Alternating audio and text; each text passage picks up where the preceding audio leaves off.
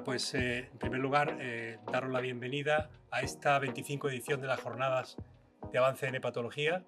Ha sido un largo camino, 25 años consecutivos. Iniciamos esta aventura en 2002 y cada año hemos ido pues, organizando un nuevo curso. Creo que esto, y ahora aquí están parte de los patrocinadores. Quería agradecer a los patrocinadores su apoyo. Sin ellos hubiera sido imposible llevar a cabo estas jornadas. Ha sido realmente algo único y creo que es motivo de celebración. Algunos de mi grupo, muchos de las componentes de mi grupo que nos acompañan hoy no estaban en la primera edición. Y algunos llegaron después, fueron llegando poco a poco, entonces pues ha sido un largo camino. Y yo simplemente quería agradecer a todos que hayan hecho posible que nos hayamos reunido aquí año tras año. Hemos ido intentando fortalecer el programa con líderes de opinión, no solo nacionales, sino también internacionales, y creo que lo hemos conseguido y buena prueba de ello es el programa, por ejemplo, de este año, ¿no? Y ya yo creo que sin más solución de continuidad, vamos a iniciar la primera sesión, la que yo también modero, pero soy ponente, de DILI, la experiencia en 25 años. A partir de ahora, esta sesión, esta primera mesa de la tarde, como hay casi todos los ponentes, menos Raúl, son de habla no hispana. Recording in progress. ¿Vale? Entonces, this first talk will be about DILI and elusive disease by Raúl Andrade, head of the Gastroenterology and Hepatology Unit of the Malaga's Regional Hospital. He's Professor of Medicine at the University of Malaga and DILI expert. Thank you very much, Miriam, and welcome everyone. Well, this presentation is really an introduction of this session. I titled this presentation DILI and Elusive Liver Disease. Why DILI is so elusive? It's because idiosyncratic. DILI is a really rare liver disorder whose pathogenesis is poorly understood and rarely characterized for specific drugs. Also, that the phenotypes of DILI are varied even for a given drug. But also because of the biochemical and histological features of chemical liver injury are indistinguishable from those of other causes. And currently, it's not possible to accurately predict DILI in the preclinical or clinical phases of drug development. So if you look at this conceptual model, this cartoon of the mechanism of drug-induced liver injury, you can see that by consensus, probably the drug, a drug with chemical properties that are able to produce damage in the liver are necessary.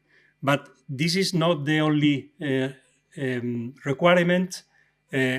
Probably this drug, parent drug of reactive metabolites, damage liver cell organelles. The resultant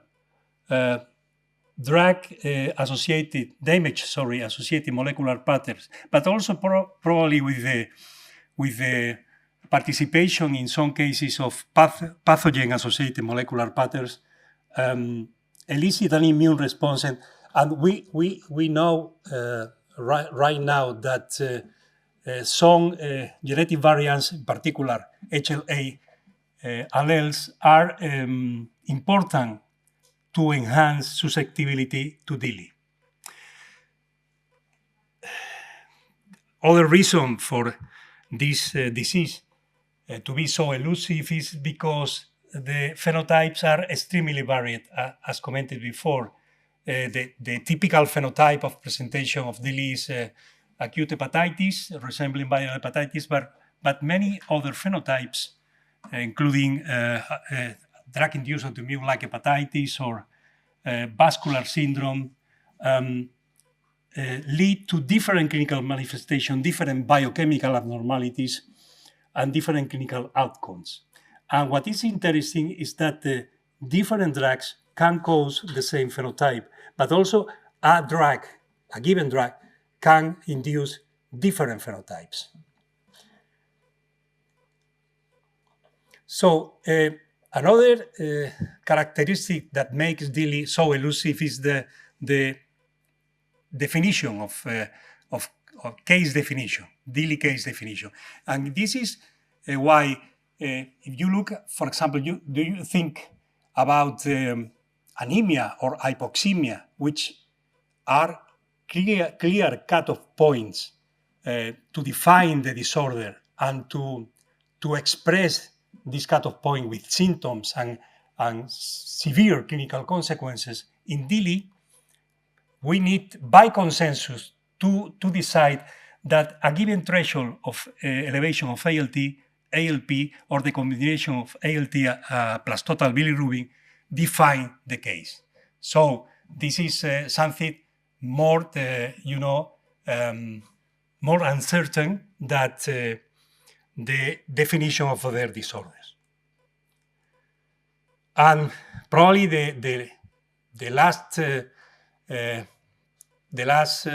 characteristic that makes DILI so elusive is that it's a diagnosis that is made by exclusion of alternative causes. This algorithm, you can see that you need to suspect DILI in every abnormal biochemistry or acute hepatitis, and also to look for the exposure to drugs or herbal or dietary supplements, and to characterize the pattern of liver damage in order to perform an accurate diagnostic workup.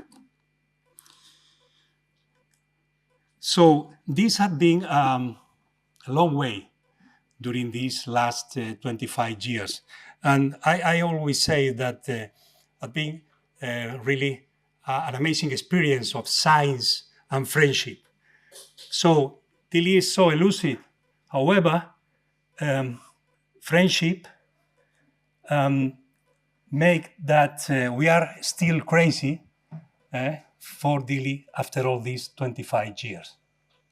And the best is yet to come, not only in this session, but also in the upcoming years. Thank you very much for your attention.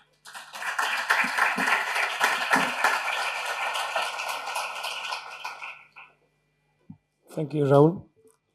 Following the program, the next talk entitled The Evolving Epidemiology of DILI in this Century will be presented by Dr. Einar Björnsson, full professor and chief of the Department of Internal Medicine of the National University Hospital of Iceland from Reykjavik.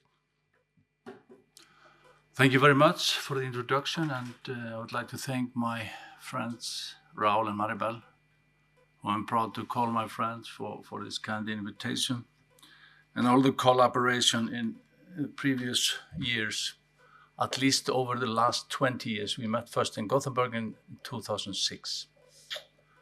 So the overview, I only have 15 minutes for this long topic. I'm going to talk about the incidence of DILI in the general population, both retrospective and prospective studies. I have to choose, but there are quite many studies. DILI among hospitalized in hospital and outpatients. And DILI, shortly, one of the types that's coming up is due to checkpoint inhibitors. Little bit about DILI and acute liver failure. So these two previous, the first retrospective studies, both had a Spanish name of for some strange reason, De Abajo and De Valle, who I was a part of with a young lady from Madrid who came to cold and north and part of Sweden to work, and she's still there. So the interesting study was first that tobacco was created by the UK-based general practitioner database. And, okay, thank you. And they found an incidence based on ICD code recognition and then verification of the case, which is very important. And they found an incidence of 2.4 patients per 100,000 inhabitants per year in this UK-based DP database. We did a similar study, one population-based study in Gothenburg, where I was working at the time. And we came to a remarkably similar data. It was interesting, 2.3 per 100,000 years. These are both retrospective studies.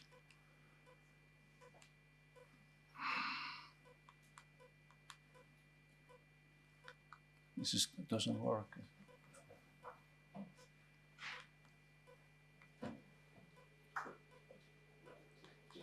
Worked very well in the beginning. I don't know what's.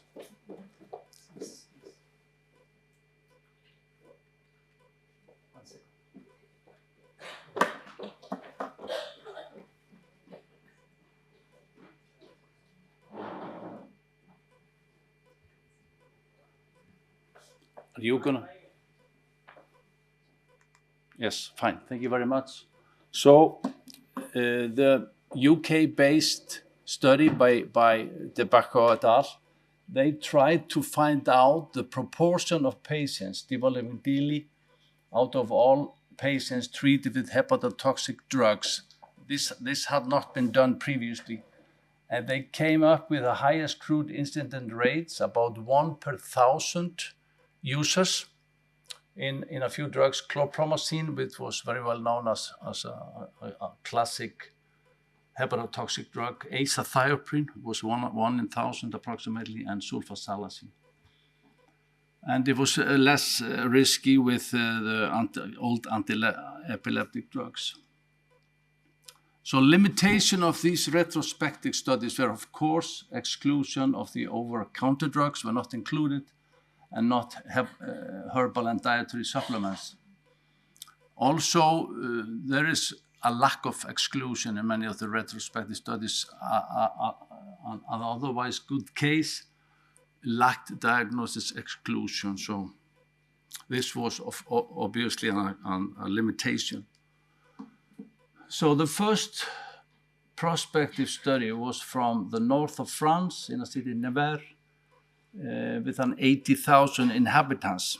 And this was the first population-based study during 3 years of 1997 to 2000. And Skro et al. Was able to find incidence of 13.9 cases per 100,000 inhabitants a year. And they also found out that the incidence was 16 times more what was reported to the authorities, French authorities, which shows that it's not reported. All of new cases of symptomatic or suspected symptomatic DILI were collected by general practitioners and gastroenterologists.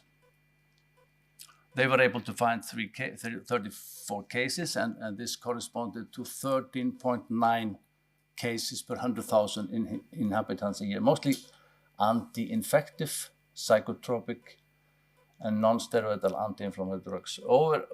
Only 12% required hospitalization and 6% died. There was some limitation, of course. The cutoff was quite low compared to what we use nowadays. Only 2 times upper limit of normal liver tests. And paracetamol was not excluded, as in other studies nowadays with idiosyncratic DILI. And one of those who died was due to paracetamol. And herbal and dietary supplements were not mentioned. Now, in our study in Iceland, over 2 years, we found 96 cases that fulfilled the predetermined criteria, and then a little bit higher incidence of 19 cases per 100,000. We also included dietary supplements. Single prescription agent in 75%, dietary supplement 16%, jaundice around 1/3, 23% hospitalized. And this was higher than in the French study, the proportion of patients hospitalized. And the most common drugs were, as in several other westernized studies, amoxicillin clavulanic acid.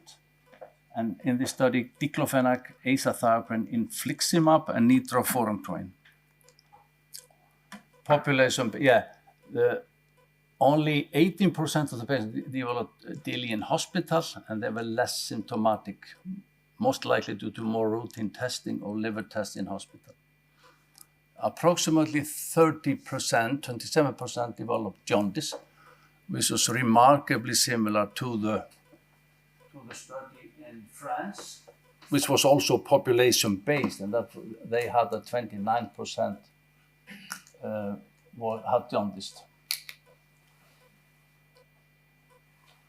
It is conceivable that our patients were more symptomatic because 60% had at least moderate liver injury, and they had more frequent hospitalizations. These were the most common drugs, and what we were able to do, what they did not have the chance to do as well in the UK GP-based study. We had accurate data on prescription medications, so we were able to show that 1 out of 2,350 cases developed DILI due to amoxicillin clavulanic acid, whereas this was more frequent in those who developed infliximab and azathioprine-induced liver injury, 1 out of 133 and 148 respectively.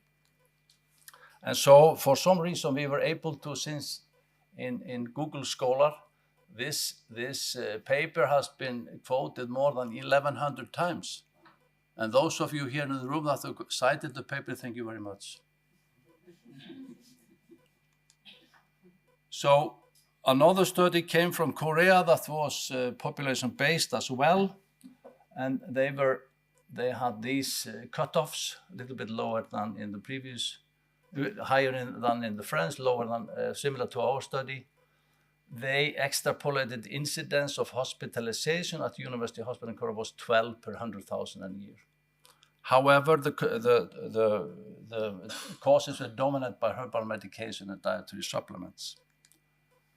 There was a study from China published in 2019 from the mainland of China, and it included the incidence was approximately 25 cases per 100,000, and we had a critical review letter to the editor after the publications. We were a little confounded by this 25,927 confirmed DILI cases. Problem with the study was there was no entrance criteria of DILI diagnosis based on enzyme elevation, and the identity of drugs were not known in 44% of the patients. So there was a little bit skeptical. We were skeptical about the methodology of that paper. There has been one population-based study from the US. It was initiated by Professor Victor Navarro, our friend in Philadelphia, but this study was undertaken in the state of Delaware, where our friend Joe Biden was from.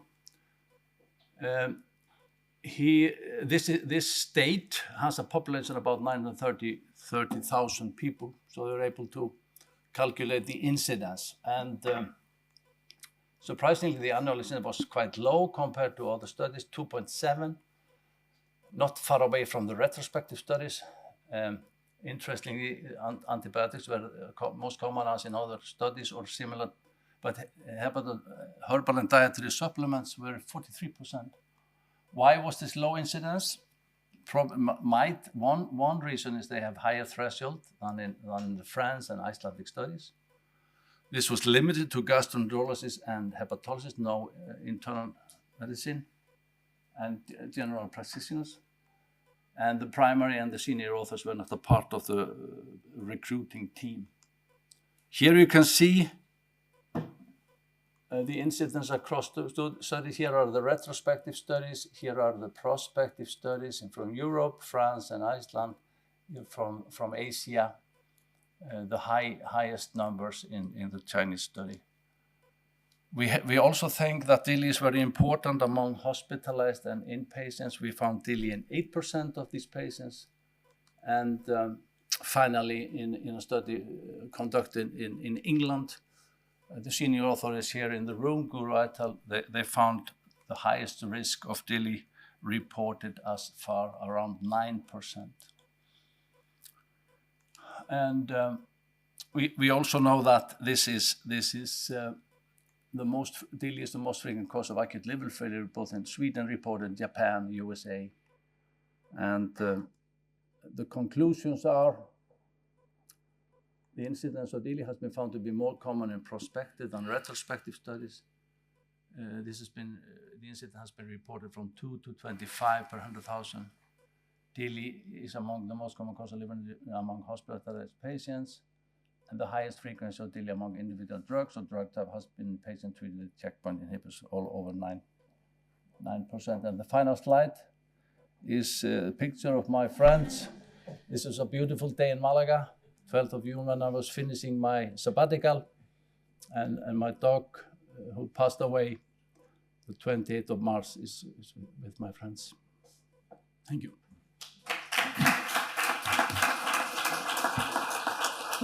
Thank you very much. The discussion will be at the end of the talks. Okay. Thank you, Einar. Fantastic presentation. Now the speaker is Guru Aithal from Nottingham. He is professor of hepatology and deputy director of Translational Medicine Science, School of Medicine, University of Nottingham. And he is also the leader of the DILI working group in the Transbioline European grants. Thank you very much. Thank you for coming. Can I use this forward, backward? Yeah? Should I use this? Happy? Yeah, okay. Okay, I'm sorry that title is short, but I'm talking to the title I was given. I think I was preparing the slide and then forgot to change the title. But I won't be talking about entire 25 years. I didn't come here. This is the first time I'm in this course, but I do know them for about 24 of the 25 years.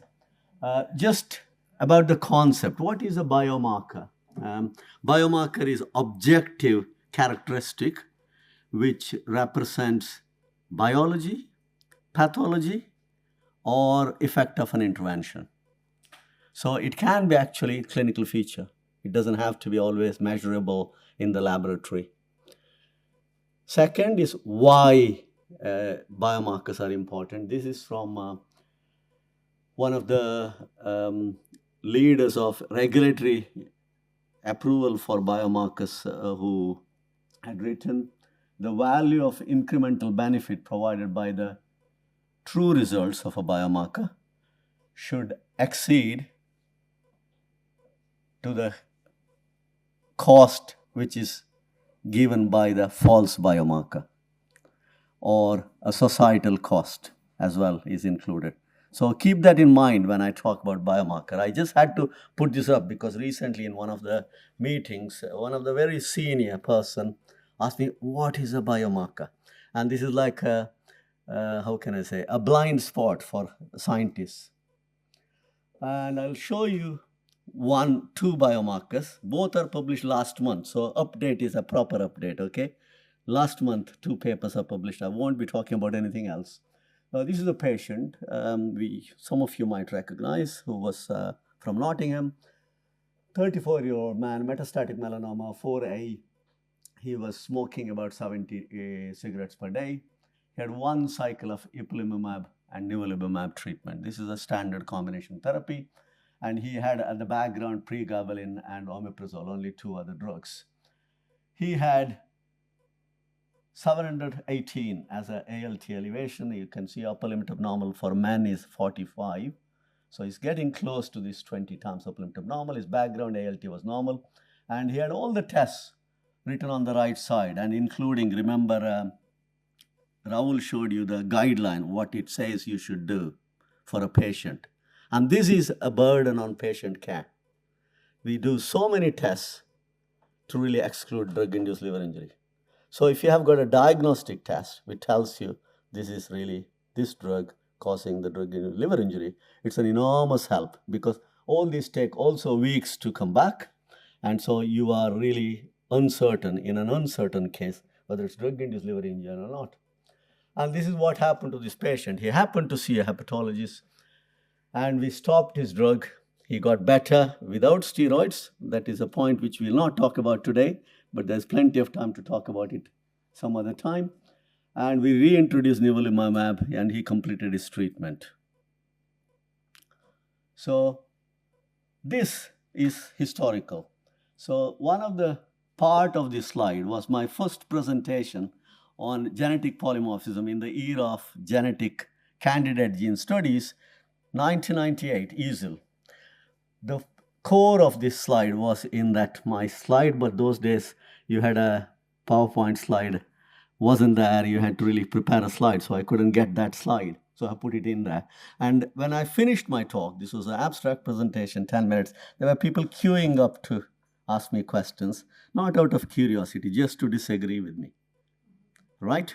So I'll come to this point later, but you can see also there is two things which I want to highlight. There are T cells in there.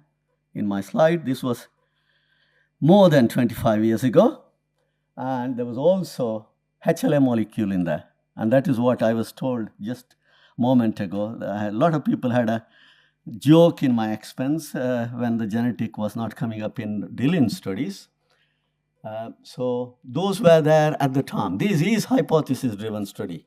What has changed in my time is that you have got system biology approach to do really proper hypothesis-driven studies.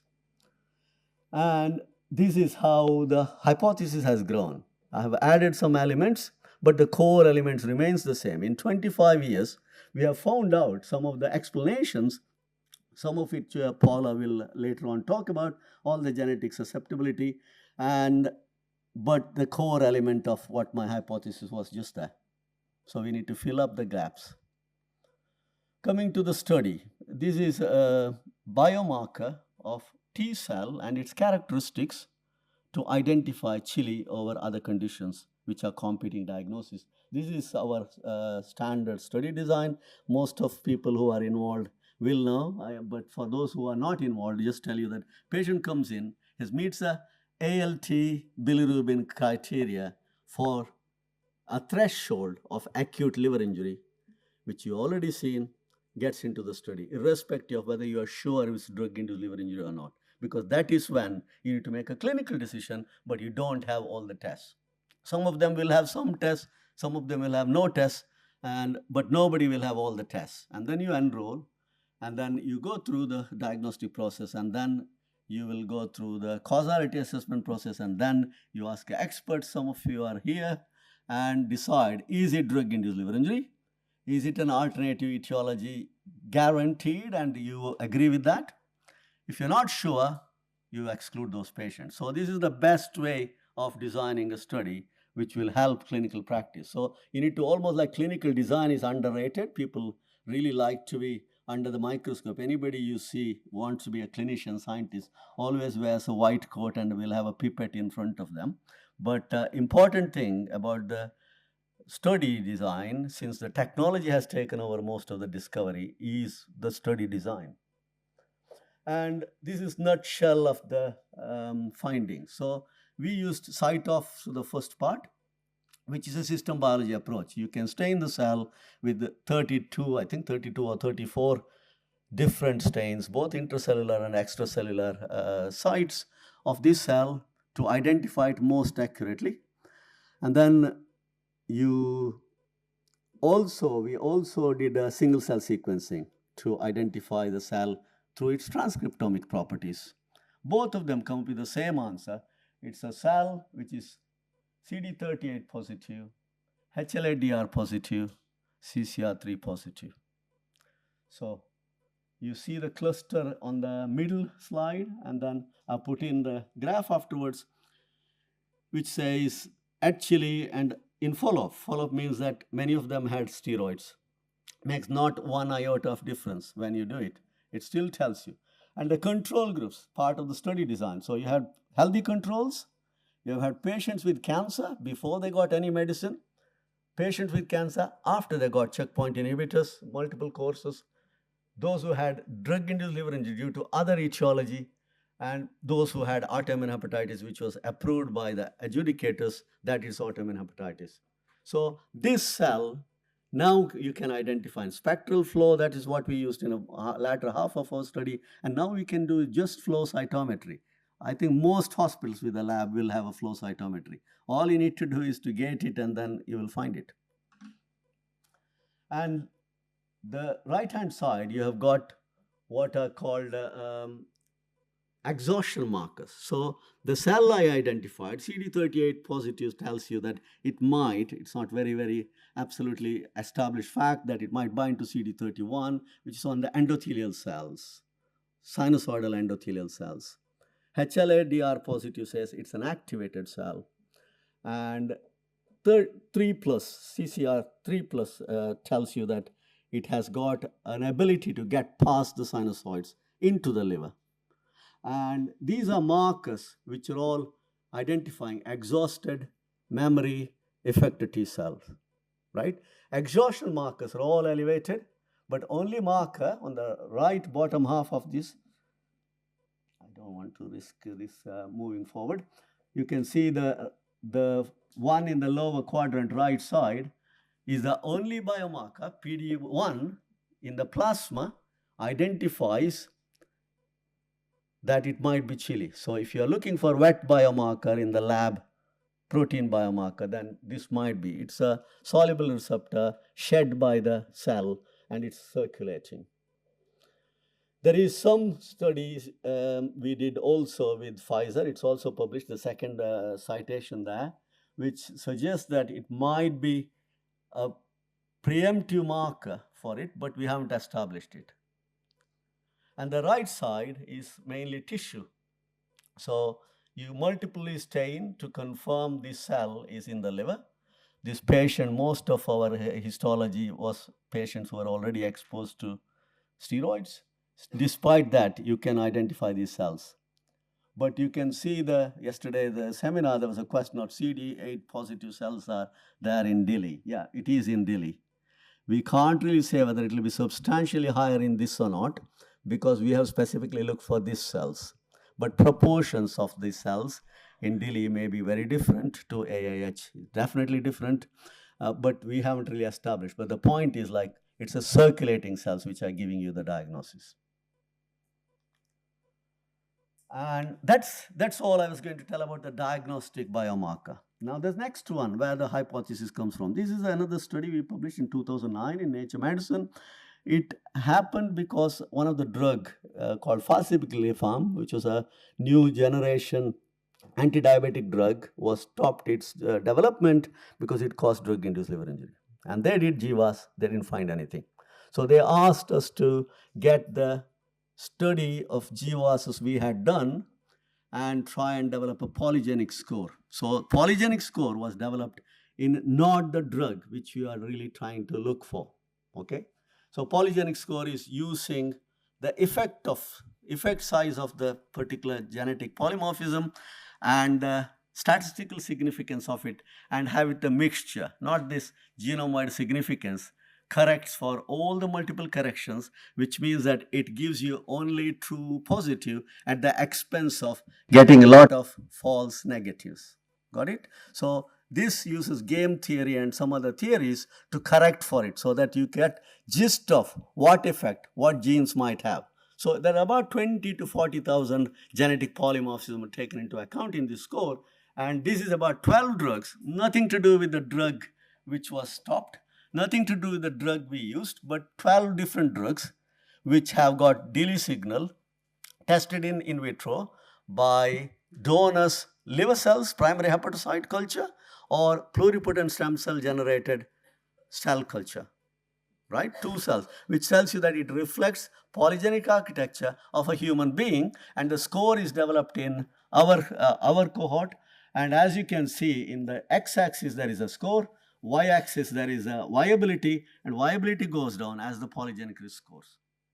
So the punchline is here. So we did a pathway analysis to see, using the polygenic risk score, what is it reflecting in terms of transcriptomics, and bile acids come up.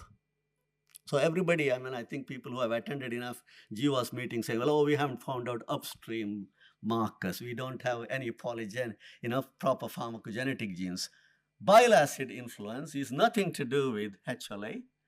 It comes as a pathogenic features. Important point is that liver injury itself probably delays. You all know that rate limiting step in development of jaundice is actually both reuptake as well as excretion of the bile into the canaliculi, and that itself retains endogenous bile acids are really perpetuating injury.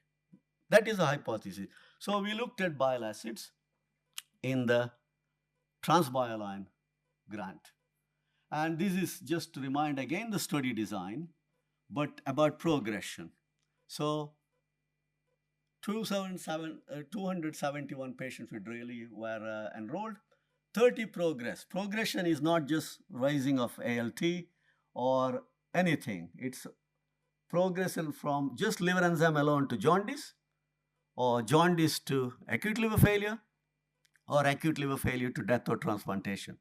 So this is serious, clinically significant progression. And first dogma is that people with jaundice, and we have got High's law and the Low's law, and then that's all sufficient. Half of the patient, it's not even relevant, because they start with induced liver injury where bilirubin hasn't gone up, right? And you can see that significant proportion still progress and significant proportion still die. So if you don't care about them, then you can stick to High's law. But High's law has got a positive predictive value of 12% to 20%. So this is not really what is helpful in a clinical practice. It might be okay for pharmacovigilance when you can't do a big studies. So this is again bottom line of how many people were tested, how many had non-DILI, and we will focus on DILI because we are looking for marker of progression. And this is a kind of a first slide of what happened. You can see significant elevation of bile acids, irrespective of whether actually DILI or non-DILI in this case, and also irrespective of whether it's hepatocellular or cholestatic pattern, which is not surprising to me. I told you already, hypothesis was generated by the polygenic risk score, that it affects independently. May not be the starting point, but it can still cause the progression of the liver injury. And if you really look at MELD as the gold standard, you have got the sample size limitation, so you can only do a bivariate modeling. We don't want to stress the tests and get some positive model. So we determined to use only bivariate modeling, even when my 23-page response to the reviewers refused to really include a multivariate modeling because it's not right to do it. You can show that it identifies people who progress because that's the decision making for me. Somebody I saw in the clinic, does he need to be prepared for a transplantation? Is he going to progress? Does he need urgent referrals or not? Does he need admission or not? The second one is that is he ready for listing for a transplantation or death? And this marker shows potential, but it's not been replicated, but it's done in that way. And that is what you learn from it.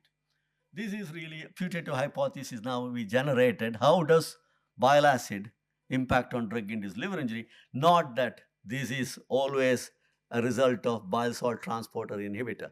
Falsigliflozin was, and falsigliflozin preclinical data was exactly mimicking our cell culture data. That's how we thought, okay, this is reflecting the mechanism. The mechanisms are that you can see that primary bile acids are equally produced, chenodeoxycholic acid as well as cholic acid. Secondary bile acids as a result of microbiota. But the right side of the pathway is affected by cytochrome P58B1. So it's getting less of DCA into the gut. So irrespective of whether microbiota has changed or not, the ratio of cholic acid plus deoxycholic acid is lower than chenodeoxycholic acid and lithocholic acid. In the same way, primary and secondary bile acid ratio are really different. So this ratio can be used to prognosticate drug-induced liver injury. So my conclusions are that system biology approaches have enhanced the hypothesis-driven research for the past 2 decades. This is not a dogma. Safety biomarker research should be incorporated into organ-on-chip system, and then we can improve our preclinical development, which is important. Human relevant science is what we owe to people and patients.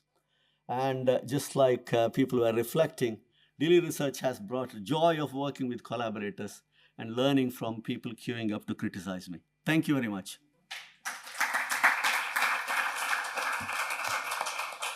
Thank you, Guru. A fantastic talk.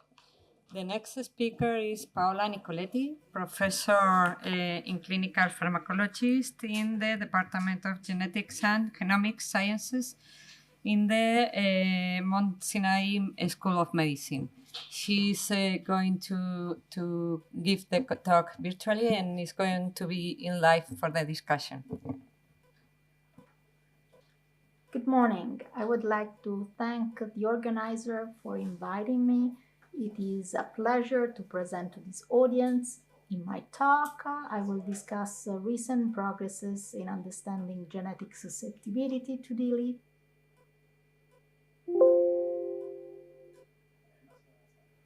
as well as the genetic study design used to investigate it. As we all know, drug-induced liver injury is a rare and severe hypersensitivity adverse drug reaction. It has been reported that DILI genetic hereditability captured by common variants ranges between 30 to 50%, at least for the major culprit drugs. This estimate supports the idea that common variants and possibly rare variants play an important role in the predisposition to DILI and are worth investigating. Investigating DILI genetic hereditability is crucial for different reasons. First of all, it is important for developing preventive strategies to identify high-risk patients and reduce the incidence of DILI. Then it is important to enhance diagnostic processes since DILI is still currently a diagnosis of exclusion, and ultimately advance our understanding of the injury pathophysiology, enabling the development of novel therapies. This is also important to help develop screening approaches during drug development to eliminate drugs with potential risk of DILI. However, we need to keep in mind that when designing genetic studies for drug-induced liver injury, there are several important challenges. First, we need an accurate causality assessment and a rigorous phenotyping. Since DILI is a diagnosis of exclusion, case misclassification can easily occur, and this can significantly weaken genetic signals. Second, to conduct genetic studies, we usually need large sample size. DILI is a relatively rare event, so assembling cohorts with enough well-characterized cases is one of the main obstacles in this research area. Another key point is the importance of multi-ethnic cohorts. Genetic susceptibility can vary across populations, and incorporating diverse groups improves both the power and the generalizability of our findings. And finally, it is challenging due to the genetic complexity of DILI. In fact, there are some genetic factors associated with DILI phenotype, others shared across multiple drugs, and others specific to individual agents or type of injury. Therefore, design should follow specific biological. Despite all these challenges, pharmacogenetic association and within them DILI genetic association generally exhibit higher odds ratios than those observed for other phenotypes. It is hypothesized that this phenomenon occurs because drug exposure is precisely defined and the underlying biological mechanism could be direct. In recent years, different study designs have been employed to assess genetic susceptibility. The earliest approach used is the candidate gene approach. Since DILI is classified as a hypersensitivity reaction, the selected candidate genes typically include HLA loci. This methodology has been successful over the years because the presence of the HLA risk alleles, particularly class 1 alleles, tend to show very high odds ratios, allowing this association to be identified even with a relatively small sample size. Most recently, thanks to collaboration across international consortia, a sufficient number of patients have been assembled to enable GWAS analysis and for the screening of common variants across the whole genome. However, given the still relatively small sample size, novel analytical approaches should and have been applied to mitigate the burden of multiple testing, particularly when investigating drug-specific DILI. Moreover, multiple genetic risk factors identified through candidate gene and GWAS studies can be combined into a genetic risk score to estimate the individual overall risk of developing DILI, representing a promising avenue to improve diagnosis and patient management. And finally, we just began screening for the role of rare variants in the hereditability, applying all exome or all genome sequencing approaches. These study designs have been applied only on a preliminary basis due to the limited number of cases and still high costs. This table highlights the most recent HLA biomarkers, which mostly resulted from candidate gene studies. Approximately half of the drug and the herbal products linked to DILI are associated with a specific HLA risk alleles, with odds ratio that range from 2 to over 100. However, the sensitivity remains too low for broad clinical implementation, although genotyping might still provide value in supporting diagnosis. Several key insights emerge from this association. Both class 1 and class 2 allele can confer risk as observed with augmentin DILI. Second, certain HLA alleles, such as HLA A3101 or B3501, acts as a shared risk factors for DILI caused by multiple unrelated drugs. Moreover, alleles within the same HLA family, sharing similar peptide binding grooves, can predispose to DILI due to the same drugs, such as flucloxacillin or ticlopidin.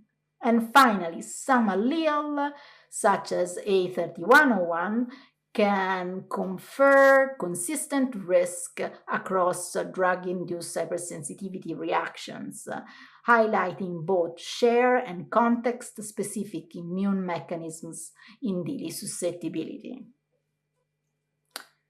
It quickly became clear that the HLA allele alone could not fully explain the genetic risk of developing the adverse reaction, so additional common variants outside the major histocompatibility complex needed to be identified. Here I'm showing the Manhattan plot of the largest GWAS published to date, including 1,800 patients. The study identified a missense mutation in PTPN22 gene. This gene encodes a tyrosine phosphatase that represses T-cell activation, reducing immune tolerance.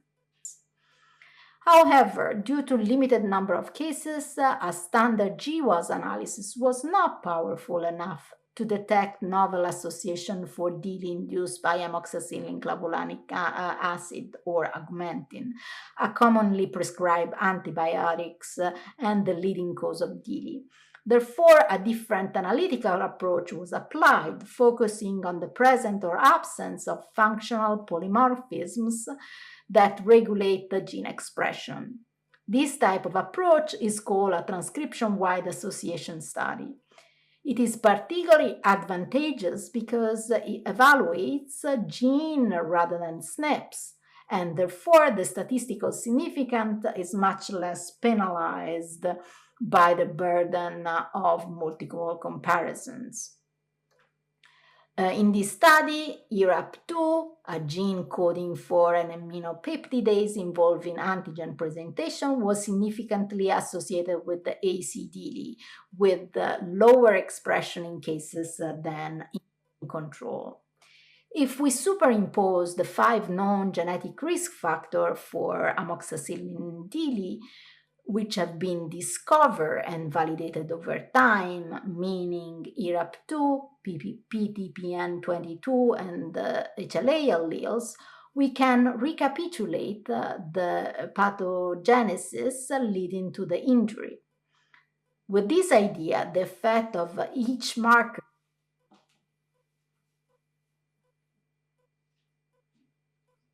were aggregated into a genetic risk score, which was validated as predictive of augmentin DILI and explain roughly 10% of the phenotypic variability.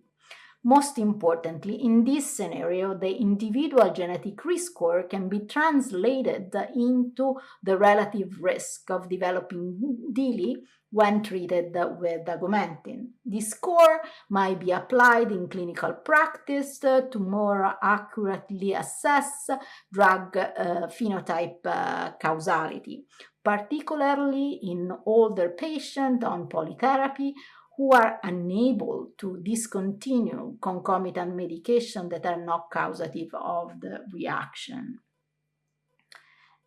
Here, a brief mention on other application of polygenic risk score in the context of DILI. A polygenic risk score is a score correlated with the likelihood of developing a disease.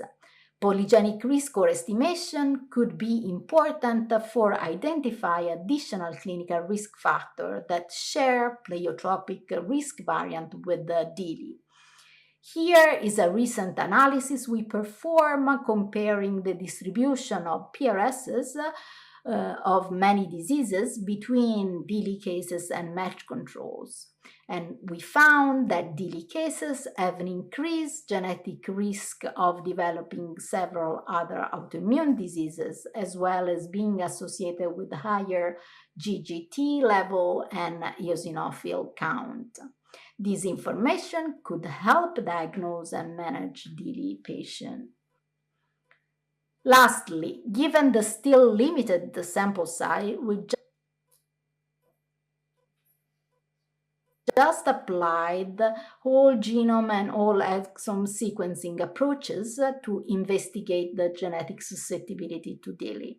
In this regard, the DILI network conducted a study showing that rare variants have a strong impact and high penetrance in the genetic of DILI.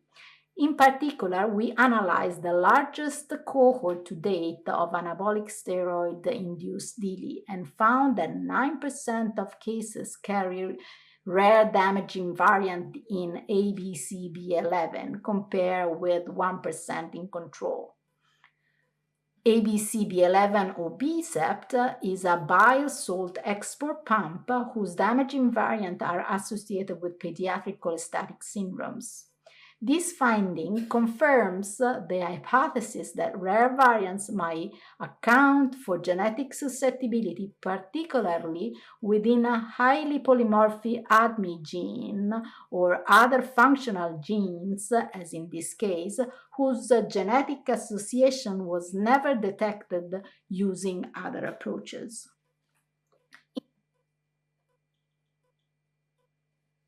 In conclusion, DILI genetic susceptibility remains not fully understood, but advancing our understanding is key to improving personalized medicine and drug development. GWAS and candidate genes studies identified several HLA alleles and other immune-related variants that play a central role with effects that can be drug-specific or shared. Aggregating the effect of these variants in polygenic risk scores is emerging as a promising tool for risk prediction and causality assessment. At the same time, all exome and whole genome sequencing approaches are uncovering the role of rare risk variant in ADAMI and other functional genes not previously captured by common variant genetic approaches. With this, I'd like to thank all the patients enrolled in the studies I had the pleasure of being part of, and all my collaborators in Europe and in the US, and the founding sources. Thank you all for listening. I'll be happy to answer any question.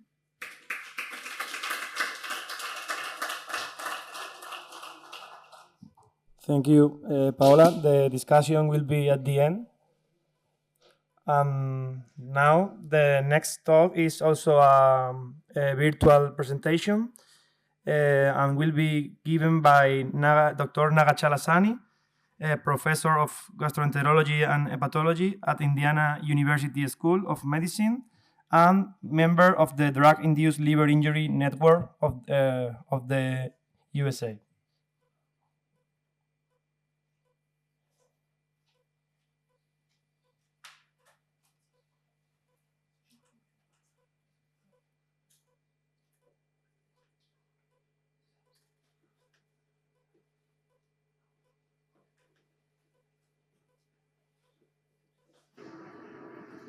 Thank you, Raúl, for inviting me to speak at your great course. Sorry I could not be there, or I could not give this live as I'm traveling this week. The topic assigned to me is to discuss liver injury due to new agents such as monoclonal antibodies and RNA therapeutics. What are the challenges in understanding and detection? I just want to start with overview. Newer therapeutic approaches such as cancer and non-cancer biologics, including immune checkpoint inhibitors, RNA therapeutics, and gene therapies are very rapidly evolving. However, they are important emerging causes of liver injury. There are many challenges.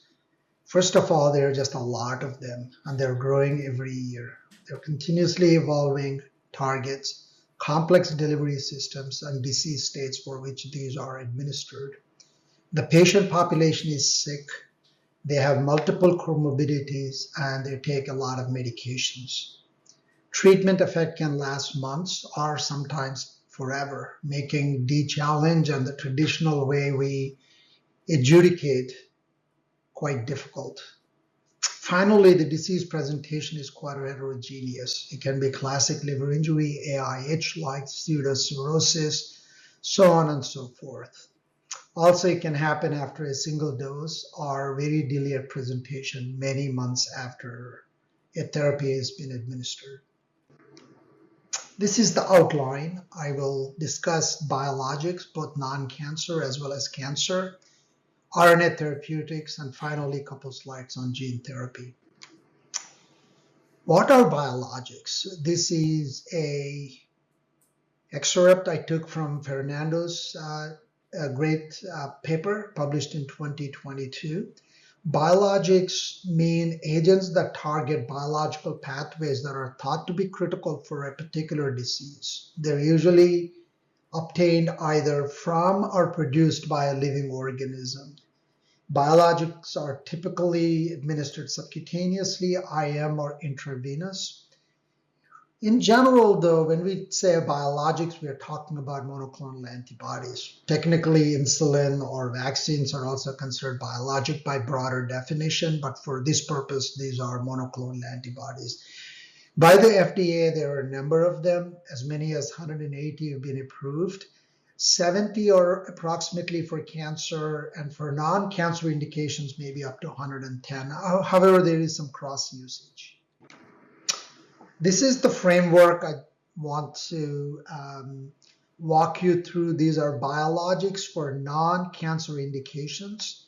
So what I show you here in far left column are the disease states, rheumatologic, dermatologic, for example, psoriasis and eczema, severe asthma, of course, ulcerative colitis, Crohn's disease, multiple sclerosis, and rare things such as Castleman syndrome. And there are a number of diseases in second column. Targets, though, any particular cytokine or its receptor can be a target for a biologic. There are a number of them that continue to evolve. What I've shown here are targets in red font. They are the ones that have been generally reported to cause DILI, TNF-alpha, interleukin-6, complement 5 alpha receptor, and then alpha-4 integrin. From this slide, there are a lot of targets. Remember TNF-alpha, IL-6, alpha-4 integrin, and complement 5 alpha receptor, okay? Let me just walk you through TNF-alpha. You all know the prototype, the oldest one is infliximab, used for a number of conditions, and adalimumab. And these can cause, these are associated with moderate risk of liver injury. The phenotype is AIH-like, you know this. IL-6 receptor, though, tocilizumab and others, the risk supposedly higher than for TNF-alpha antagonists. These are typical high aminotransferases. You can have acute, severe acute liver injury, even acute liver failure. C5 alpha receptor antagonist, avacopan, is used for ANCA-negative vasculitis. There may be a DILI signature. Interestingly, reports from Japan state that this may be associated with vanishing bile duct syndrome. Finally, alpha-4 integrin is natalizumab. This is used for multiple sclerosis. Maybe for ulcerative colitis, is associated with rare but severe cases of DILI.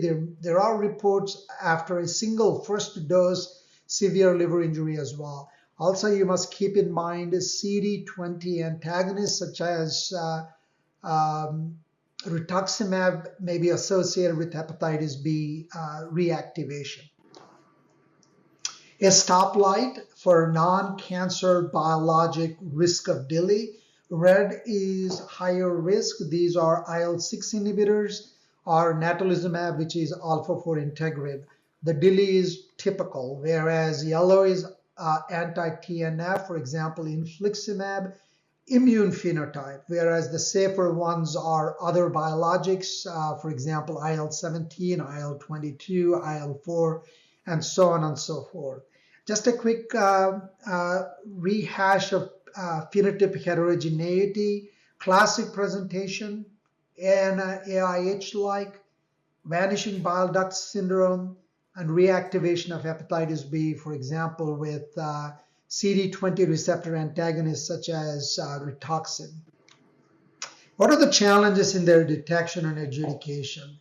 Typical latency for this class is 8 to 12 weeks, but severe DILI has been reported after a single infusion of natalizumab. You know, autoantibodies after TNF-alpha antagonists, they can help you with adjudication, but they also can be epiphenomena.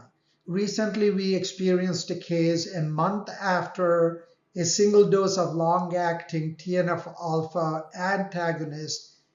Liver injury happened, but the patient was also taking a herbal, high-dose dietary supplement, and the patient developed a new onset ANA positivity.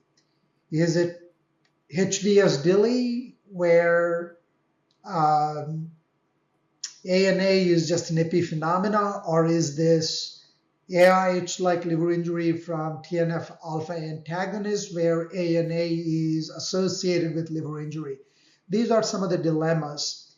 And D-challenge may not readily be associated with rapid improvement. Typical DILI enzymes go up and then rapidly come down with the D-challenge, whereas if you have immune-mediated injury, they may just stay high for a length of time. That could be a problem as you're trying to adjudicate. Con meds, for example, non-steroidals, if you're giving monoclonal antibodies for rheumatological conditions, sulfasalazine or high-dose steroids if you're giving biologics for ulcerative colitis.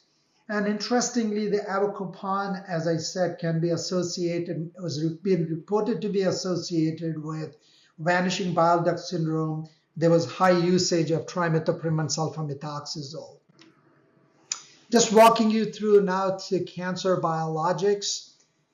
I just sort of categorized them into 4 classes: conventional monoclonal antibodies, for example, like rituximab or trastuzumab. And then there are antibody drug conjugates, where an antibody and a chemotherapeutic agent are put together, and the monoclonal antibody goes to a specific target. These tend to be more hepatotoxic, and the pattern of liver injury is related to the compound that you're attaching to the antibody. And then there are bispecific antibodies. These are generally not hepatotoxic, but they may lead to cytokine release syndrome. Finally, the big kahuna is the immune checkpoint inhibitors. There are four in the market used for a number of cancers and various combinations, and then also varying number of other cancer drugs that they receive. In terms of the pattern of liver injury, for conventional monoclonal antibodies, typically hepatocellular injury, hepatitis B activation is an issue. With the trastuzumab, pseudocirrhosis with ascites, splenomegaly, shrunken liver can happen, okay? Whereas antibody drug conjugates, in addition to these, you can also have nodular regenerative hyperplasia, and you can have sinusoidal obstruction syndrome. And then finally, ICIs, immune checkpoint inhibitors. Typical injury is immune mediated, although you don't really have a high autoantibodies, but they respond to steroids. Just the challenges, as I touched on, tremendous heterogeneity. However, though liver injury due to ICIs is a bit consistent, latency is widely variable depending on the compound. Underlying cancer and the concomitant medications are an issue. Interesting phenomena, ICIs may predispose individuals to tyrosine kinase inhibitor DILI. This is more recent, requiring validation, but seems to be a true phenomena. Okay. Just the last few slides about the RNA therapeutics and gene therapy. This is a framework to help you about RNA therapeutics. When you give about RNA therapeutics, there are 3 types of RNA therapeutics. Small interference RNA or siRNA, this is gene silencing. And then there is antisense oligonucleotide, popularly called ASOs. And this is also gene silencing. Either you're doing siRNA or ASO to silence a particular gene. This is temporary, not lifelong. And then, of course, there are mRNA therapeutics where you're trying to increase the protein production, okay? These are the RNA therapeutics. However, for them to be delivered, you have vehicle, the delivery mechanism, which is either GalNAc, which is specific to hepatocytes. They target the siloglycoprotein receptor, which is specific to human hepatocytes, okay? And then there are the lipid nanoparticles. In other words, either siRNA or ASO or mRNA can be packaged with lipid nanoparticles. The lipid nanoparticles aren't necessarily higher risk for DILI, but just depends on what type of LPN and the cargo it carries, okay? Current standard is more GalNAc and more siRNA. You you don't see as much ASO and lipid nanoparticles. You may see, but they are not as common, okay? And just to continuing on the talking points, the GalNAc platform, this is targets hepatocytes because it is to a sialoglycoprotein receptor that is specific to hepatocytes. If there is a liver injury, it tends to be sort of a classic DILI type. Whereas the LNP lipid nanoparticle platforms distribute biology across immune and liver interface. Therefore, you may see immune type liver injury. This distinction explains the DILI phenotype differences in these delivery platforms. Okay, big inflection point for safety is when the field moved from non-targeted ASOs to GalNAc conjugated ASOs or siRNA. This has been a big leap in improving the safety of RNA therapeutics. Finally, just the NLPs by themselves are not categorically more hepatotoxic, but they're immunologically more active. They are across hepatocytes and the immune cells, so less specific and maybe more immune-mediated liver injury. Okay. Then how about liver injury from gene therapy? The key talking points are in gene therapy, you are going after a particular location of a gene in DNA, unlike RNA where the target is an RNA, mRNA in a transcription translation system, okay? When you're doing gene therapy, the liver is the default exposure organ, although there are gene therapy to adipocytes and so forth. And the dominant mechanism is immune-mediated, not classic DILI. These are either generally related to the platform or the vehicle that is taking the gene therapy. So either this is adeno-associated virus or lipid nanoparticle or in vivo gene editing, okay? And the phenotypes are generally AST and ALT increases with AAV, but you can have a immune type presentation weeks and months after AAV gene therapy, and these tend to be steroid responsive. Dose of the vehicle is the key determinant here. If you have a high vector dose, you're going to have a high hepatocyte transduction and higher immune activation. What you have seen across AAV programs is clear dose toxicity relationship. You know, NLP-based editing therapies also seem to show some liver toxicity. I'll give you one illustration. So bottom line is delivery platform plus cargo load plus host biology, what determines the frequency and severity of liver disease. I just want to give you one example of gene therapy liver toxicity from a compound from Intellia Therapeutics. This is ultra-modern gene therapy approach where patients with transthyretin amyloidosis are given this compound, which is gene therapy, where they have CRISPR gene editing of the TTR, transthyretin location in the DNA, where the CRISPR machinery, so the mRNA that expresses Cas9 as well as the guiding RNA, they're packaged into lipid nanoparticle and administered, okay? There was one case of severe liver toxicity with very high aminotransferases and jaundice, and this patient was hospitalized. This led to FDA placing this program on clinical hold temporarily. My understanding is this is back to enrolling and studying patients.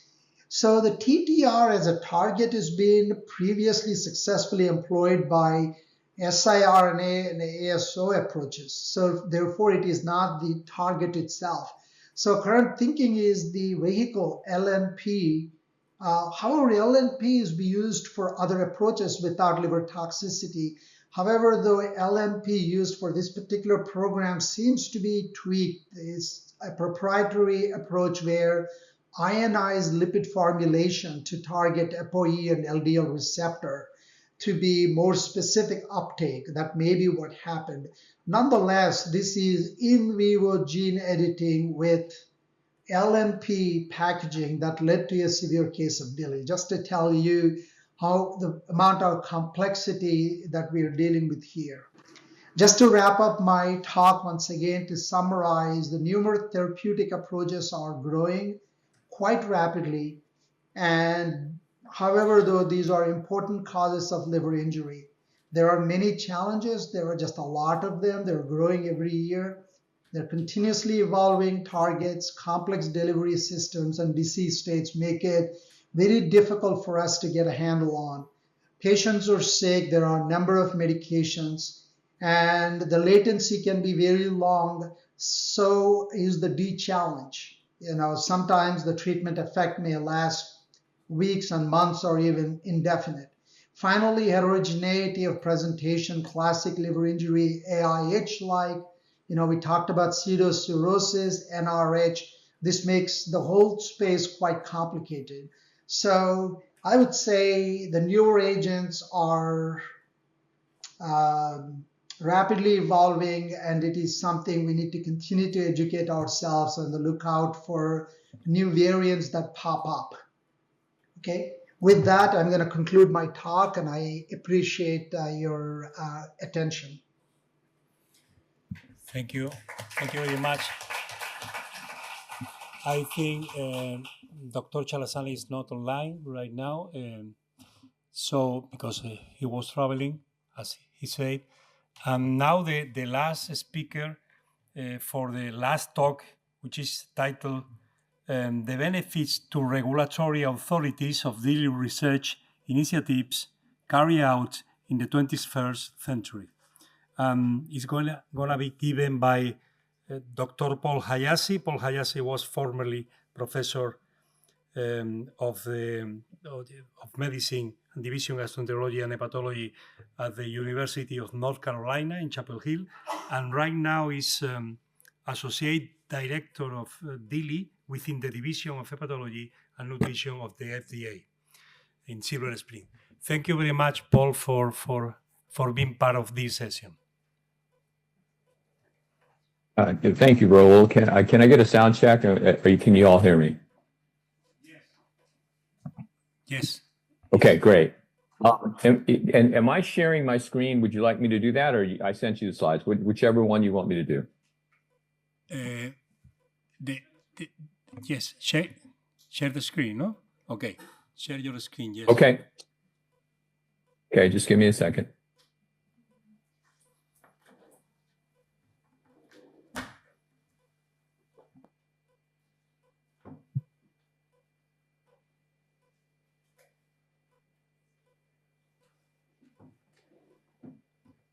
Okay, Raúl, how's that look to you? Can you see him? Yes, it can be seen. Yes. So thank you for inviting me to give this talk.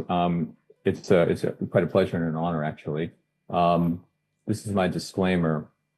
What I thought about as I listened to the talks already, DILI's very interesting, very challenging. But it's frustrating, right? Because we haven't had a therapy. We don't have a definitive diagnostic tool. All these things can be really challenging for us. But what I would give you today in this 15 minutes is to let you know that there are some very concrete examples of the work that has been done that has penetrated into our regulatory work at the FDA. And it has had, I think, very, very good, solid examples of that. So maybe that's what I will do. This is my disclaimer. As I thought about the areas that I cover, I decided to try and concentrate on things that actually I do in my day-to-day work that is somehow directly tied to much of the work actually many people in the audience have done. And that fell into 4 categories, and you see them here. If I have time, I'll mention some areas where there are sort of pain points for us here at the FDA. But we'll start with standardization. So we can't talk about standardization without probably starting with John Sr., Ted Guo, and Bob Temple. For those of you might not know, but back in the 1990s, there were several drugs that had to be taken off the market because they're fatal DILI. And the US Congress actually got involved, and John Sr. and his team were tasked to figure this out. And they came up with this now very well-known EDISH under this research initiative.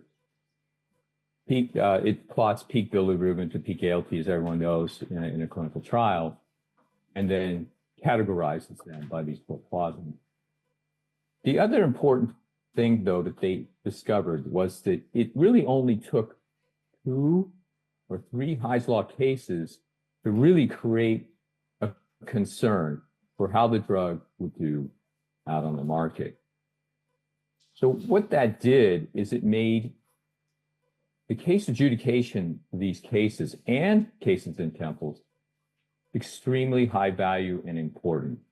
Because if we make the call the wrong way, it has important implications for how that drug does in development, whether or not it gets approved, risk mitigation, all these things. So adjudication and looking at these cases was became very important in the early 2000s.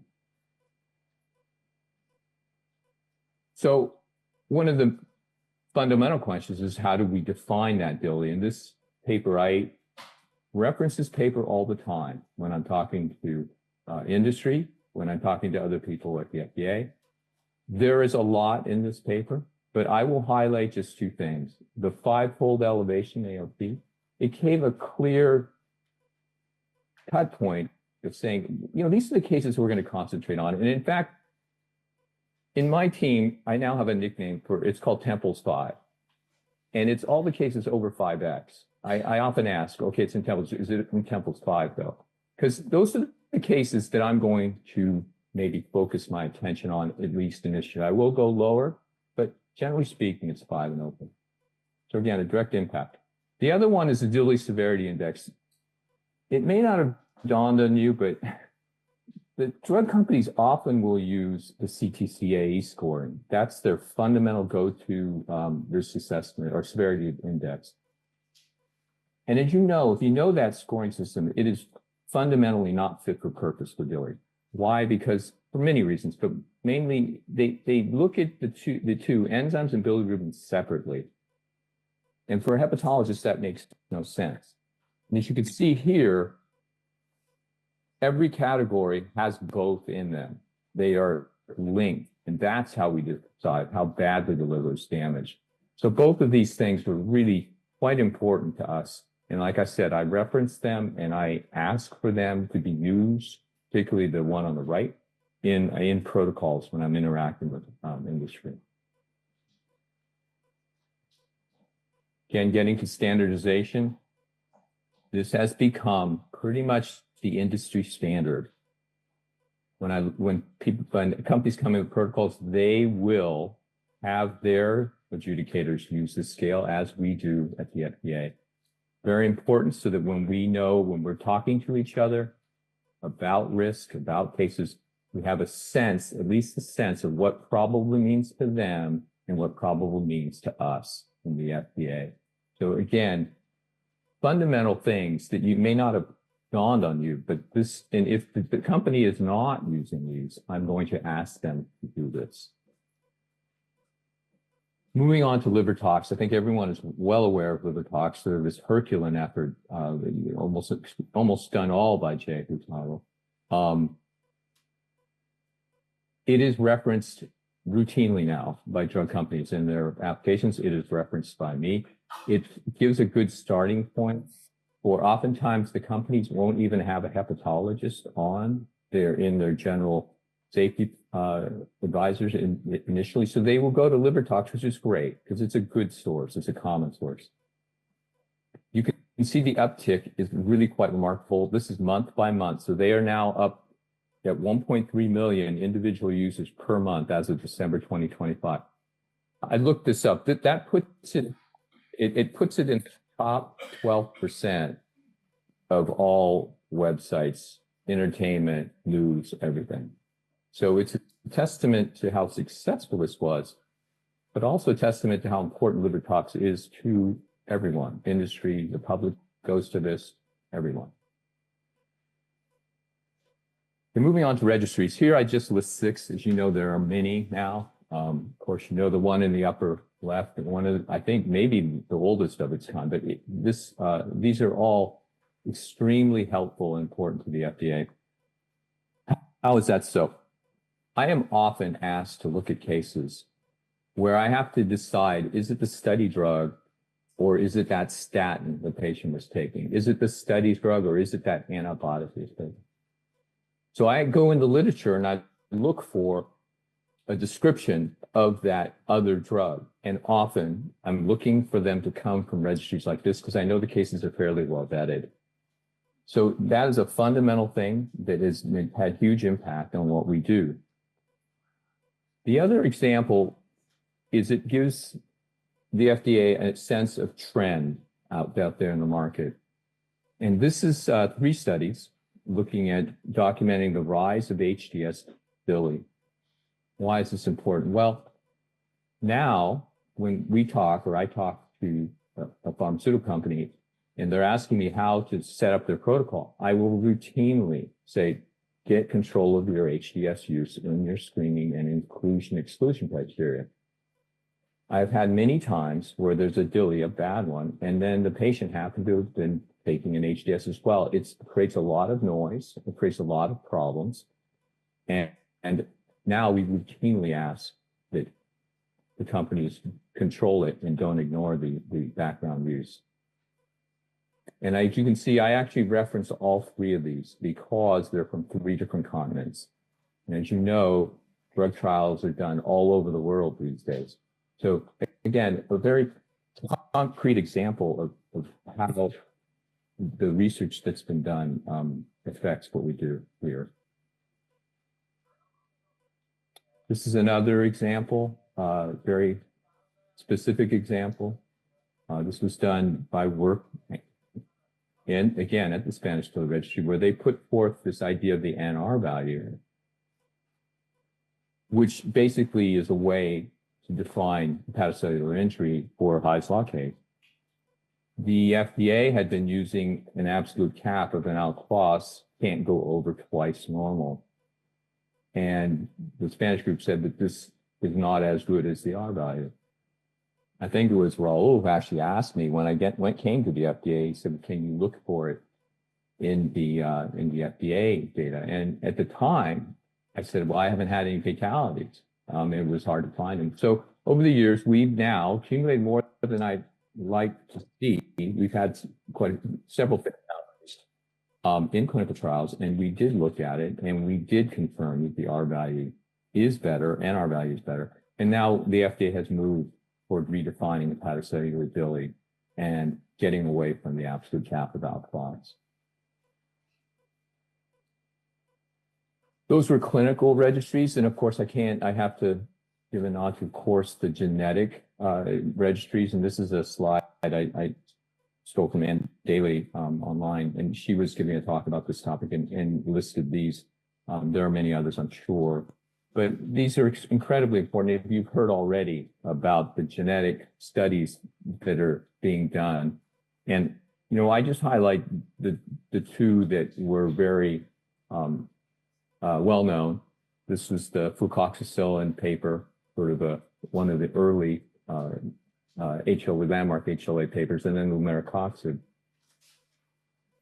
We haven't seen an HLA penetrate into a risk mitigation strategy like in a label or post-market, but I think it's just a matter of time that there will be an HLA with maybe some genetic markers in tow to have an effect that way.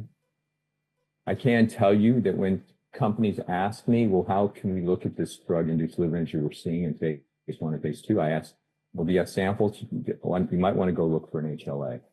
And we have seen some findings where it has changed the trajectory of a drug in development. So again, it's having effect, just not on the post-market side yet.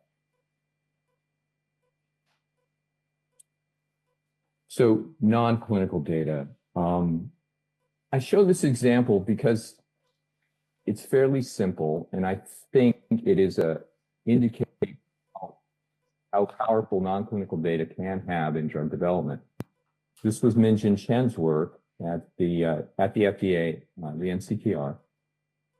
He took all the labels, drug labels at that time, and he categorized them as high risk for DILI, middle risk, and low risk. High risk, for example, being box warning, drug got taken off the market, that kind of thing.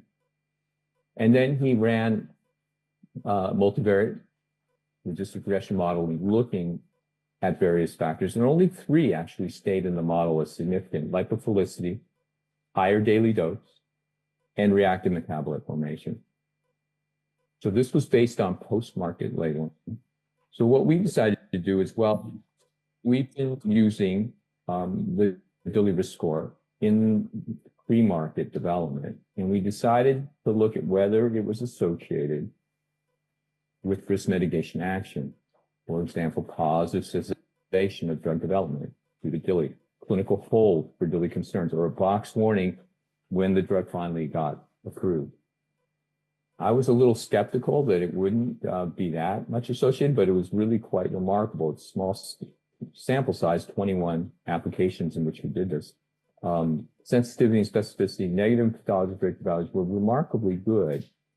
So this is a fairly simple model, and it's showing some associations in the pre-market setting. But now, you know, the non-clinical modeling has obviously advanced a great deal since 2016, 2010. Microphysiologic systems, we all know a lot about them. I can't say that they have had direct impact on an FDA regulatory action or anything like that yet. But I think it is probably going to happen, that it will identify things that can help us risk mitigate or change a trajectory, for example, of a drug. And then on the right, the quantitative systems toxicology, which DILIsym is one of the more popular ones. We get applications now with DILIsym reports attached all the time. And it has had effect in drug development. There are drugs that have had their dose changed as they move through development based on the DILIsym modeling, or they've had drugs that have been mated on through to approval, whereas other drugs failed in development due to DILI, in part supported by data from DILIsym. So in aggregate, I think non-clinical data shows great promise for having more effect on regulatory work. So I'll end with this, in broad conclusions here. You know, the DILI research initiatives in the first quarter of the century have been remarkably fruitful from my point of view at the FDA. It has direct, solid examples of regulatory impacts on regulatory work. And as Dr. Chalasani was mentioning, I think these are going to be needed even more as we address these new challenges with all the biologics. I'll finish up there. I don't know, I wasn't keeping track of time, Raúl. Am I under, over? How am I doing? Yes, thank you very much. Can you hear me? It's fantastic. You are on time, of course. Hello. I'm going to give up the screen. Okay. So thank you, Paul, for this excellent presentation. Now the session is open for discussion. Any question from the audience? Could you, Guru and Einar, come to the stage?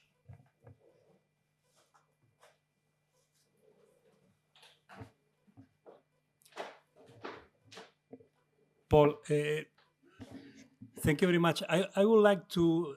I will start with a question. You mentioned the HLA genotyping for as a tool for use in mitigation plans for drugs that have a DILI signal. How do you think it can be the weight of this HLA at the light of the current knowledge of the weight that HLA has in the prediction of DILI?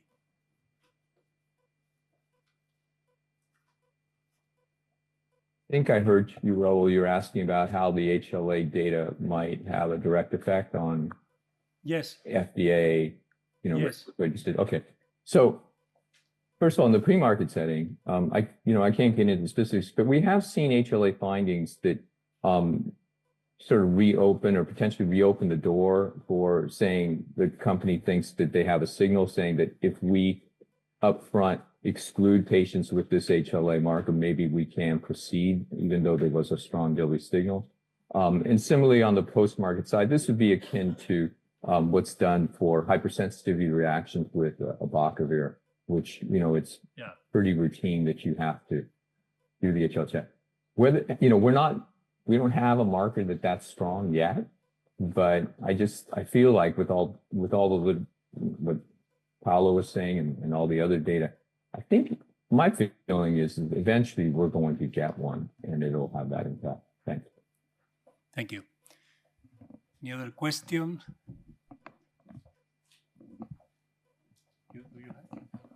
I have a question for you, Raúl.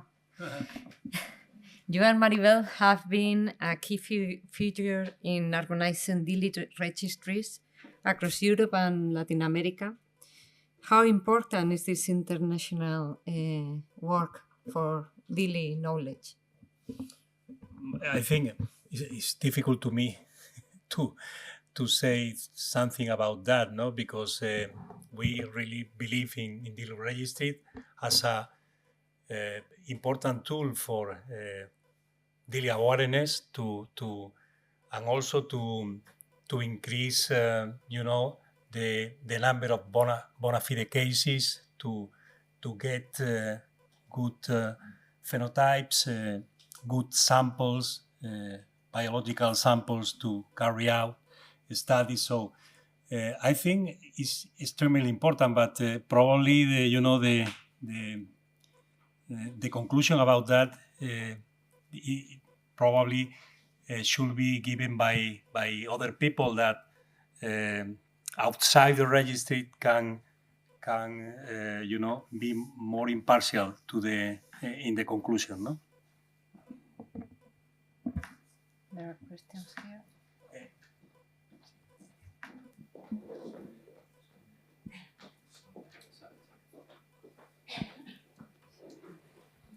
Thank you to all the speakers for the nice presentations. I have two questions for the panel, maybe a little more specific for one of them, but one is getting along with the issue of HLA. We're discussing this morning with the Malaga team that in clinical practice, sometimes we ask for some HLA specific for drugs that have some markers and that will be given in the future. For instance, people who have chronic bronchitis that they need antibiotics quite commonly.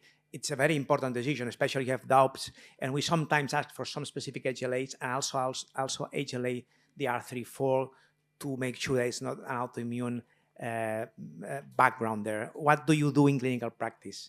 And just the second question, maybe for Guru, is are there data in other cohorts of your nice marker for Chile? Because I think this is a very important question. And in some patients, you can have a late rebound of checkpoint inhibitor-induced hepatitis once the patients go down with prednisone, and this would be very, very important and very useful in clinical practice. Thank you.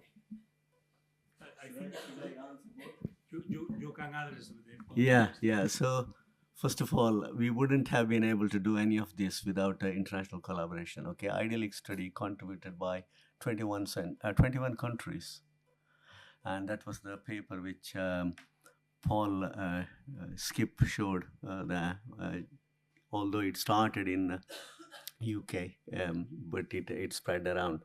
Same way now, Transbiolan, we couldn't deliver without international collaboration. Coming back to genetics, actually, HLA typing is permitted and requested for Fluclox, Abacavir, carbamazepine, and a few other examples in UK. At the moment, who delivers the test is the only question. Currently, UK blood biobank and transplant groups are delivering the tests. The practicality is that there is a study which I was almost urging to really present, but it was too short a time, so I avoided, which is an international study again. 7 countries participated in it. 6,000 people were randomized to an implementation study of a polydrug genotype pair, which to do before prescription. That's called preemptive pharmacogenomic study. So implementation study of the highest standard has been done. And that hasn't yet to be generalized, only because how do we deliver the test is the question. So if it is like one-off, like Abacavir, it's easy to really say, well, okay, some company, at the moment, first time it was come as a guideline, it was all delivered by a company. It's not done by NHS. But now people have looked at how do we do it. Each test, person knowing that genotype is going to help is one thing, and then there is what are called actionable events, first of all, and then this action does change or not. That is what this hypothesis tested. So people were randomized into 2 groups. They were cluster randomized. In other words, 18 months, I think 15 or 17 months, a country practiced all decisions taken through preemptive pharmacogenomics route. The next part, 15 or 17 months, they did all physician making a decision. And rather than individual test talking, they had a list of drugs. If the patient is receiving first time, and if the period is you are randomized into pharmacogenomic groups, then physician asks for a test and prescribes a week's course, and the platform will deliver the results within a week, right? Because studies which have been done by actually Spain and other people have shown that longer course in people who are susceptible is more likely to cause delay rather than a shorter course. And it was delivered. It was a platform delivered by Imperial. It was in UK. So there were 40 drugs and 52 genotypes, I think. And that is seen as the most cost-effective way of delivering it, rather than individual test asking, because people need to remember, they need to ask consistently, and it need to be all of them delivered by separate people. So everybody had this panel, and you will get a card. You take it to the physician as soon as the results are received, and physician will have an app. It goes into a mobile phone QR code, and then app will tell you, these are the drugs, there is an actionable event. The person doesn't know what you have been shortlisted. Then you go to the web, it takes you to the website saying, well, if the person is on azathioprine, this is the action you can take. If the person is on Fluclox, this is the action you can take. And that showed within first period of the study, 30% reduction in adverse reaction, as reported by the patient independent group who did the causality assessment through an interview. And if you know now that panel is there for that patient, you had a further 18 months follow-up period or so, where they were not really sticking to the protocol. Another 13% of adverse reaction could be prevented, which means that 43% reduction. So there is no doubt that quality of evidence is holding it back. In UK, there is already a program. It started about 2022 called what's called mainstreaming. So I seem to be the clinical lead for one region. There are 7 regions in the UK. I'm one of the leaders for one region. We are now looking at implementing it. And for that, we need to take on labs need to take on the load of doing the tests and delivering it in time. That is where the hiccup is. Coming back to one of the questions, I think Paul did mention in his talk, Skip, I should stick to Skip, mentioned in the talk is lumiricoxib was one of the drugs. He was talking about whether the HLA genotype has been used to risk reduction during development. Lumiricoxib did go to them asking for permission because one SLA SNP would have prevented all the drug-induced liver injury. It did not really get through only because it was another non-steroidal anti-inflammatory, and they thought the benefit of the drug in the market wasn't really so overwhelming, and they just thought that it will be an extra burden to the patient. And also all the ethnic minorities were not tested. It was involved in primary group. Okay, finally coming to my,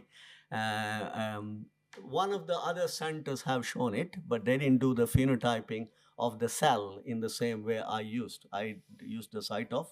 They used simple flow, and they didn't really look out for what is the biggest cell group which is there.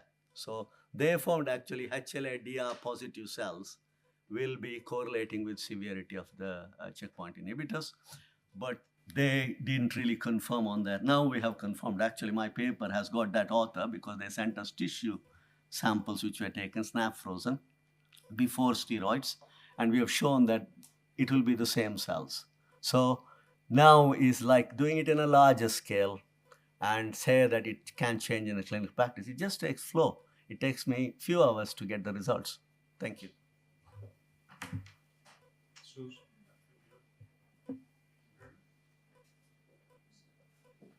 Yes. Well, thank you very much for the presentations and for the nice discussion. As it has been nicely shown in the presentations, DILI is highly heterogeneous in terms of etiology, genetic characteristics of the individual, and also in the phenotype. My question is on the therapeutic opportunities of DILI. I guess it is highly dependent on personalized medicine, but I would like to hear from the panel what is the potential value of UDCA, ursodeoxycholic acid, for the context of DILI and in certain subtypes of DILI, and if there are other therapeutic approaches currently under investigation. Thank you. Sure. It's a very good question, but we don't have any answer.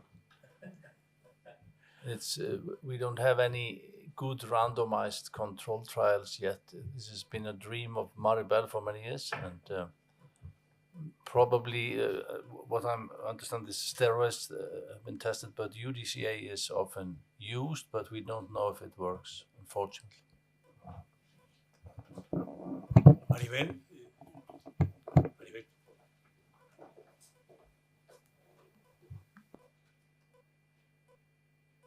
Thank you. Thank you very much to this great panel of DILI experts. It's really very nice to hear all the talks and all the different views that you have brought to us. I would like to comment to Paul Hayashi's talk and request. And I have seen how Paul, since he got into FDA, he brought research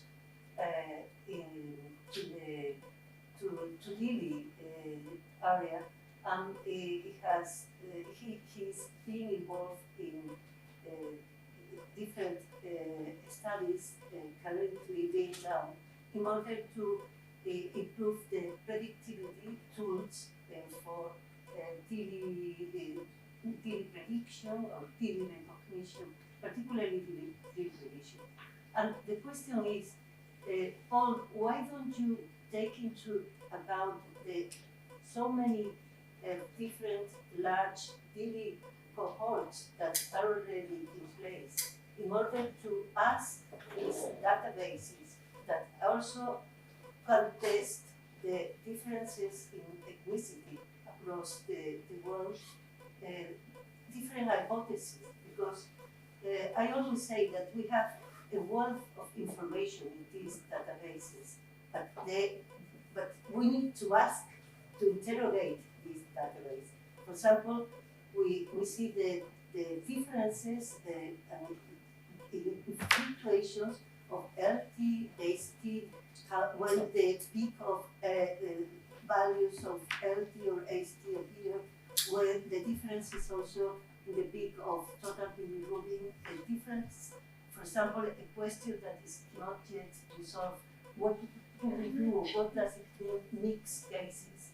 And I think you have a privileged position to come to us and say, why don't you interrogate your database with regard to whatever you think is relevant, as you have a lot, particularly with these new compounds that really we do not have a lot of experience, or for traditional compounds also.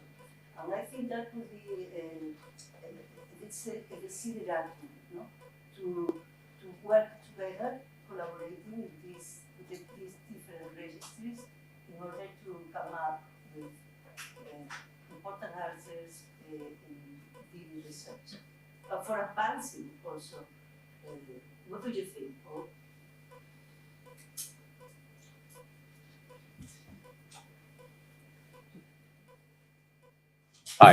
You're directing that to me, I think. Is that right?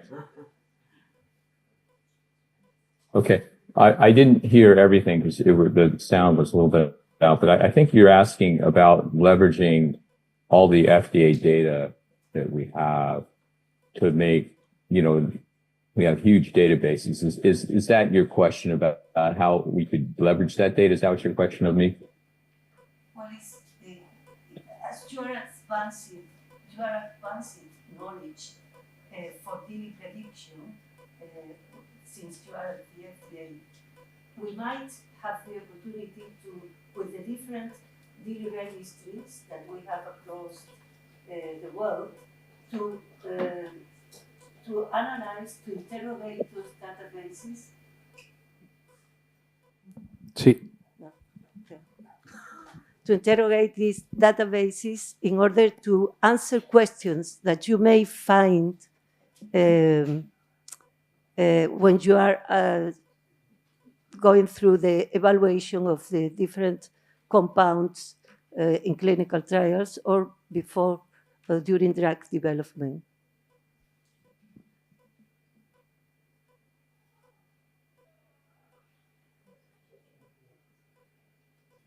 No, not sure. Well,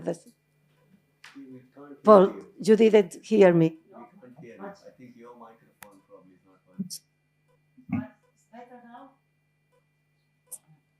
Well, it doesn't matter. I will tell you. Yeah. I would like to ask Paola. Paola, thank you very much for the nice presentation. Paola, you mentioned a study, and published a study on anabolic steroids. Do you remember? Anabolic steroids and a mutation in ABCB11, BCP. I remember that there was a previous study on dealing group with less number of cases published in 2019 in which there was not significant difference. There was more, frequency of this variant, genetic variant in the anabolic steroid patient, but not really significant difference. So, do you think this is an example of we need to increase to make larger the number of cases in order to reach conclusions? Hi, Raúl. Thank you so much for inviting me. Yes, definitely it's the case. This new study compared to the previous one increased, I think it doubled the number of cases. And also, basically, all the cases were sequenced, while before was like they merged sequence data with exome sequence with the exome chip data, which is kind of different platforms. So we were able really to leverage both the high number of cases and the new technology in order to confirm this association that was barely suggested in their previous analysis. And I do believe that the whole genome or the whole exome is the new phase for genetic discovery, especially for DILI. It's still like the limited factor is still the number of cases. Yeah, we can do what we can do, but signal based on gene might be more might be easier to be captured, even if we have a lower number of cases. I do believe that rare variant might impact more on ADAMI gene overall, or more functional biological relevant gene than that common variants that mostly identify immune-related signals. Because it's very quite puzzling why we don't have any common variant that has been discovered associated with this gene in our GWASs. Thank you very much. I think we are out of time already. So now there is a break with a coffee break outside, and please come here again at 6 p.m. because it's the next session.